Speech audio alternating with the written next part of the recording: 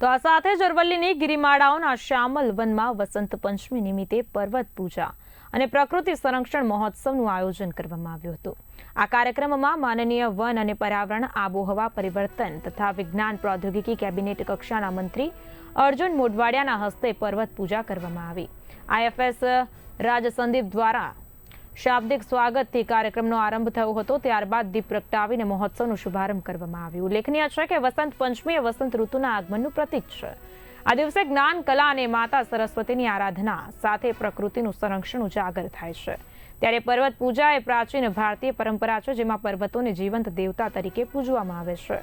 અને આ પર્વતો પૃથ્વીના સ્તંભ સમાન છે, જે જળચક્ર, વનસ્પતિ, જીવસૃષ્ટિ અને આબોહવાને સંતુલિત રાખે છે.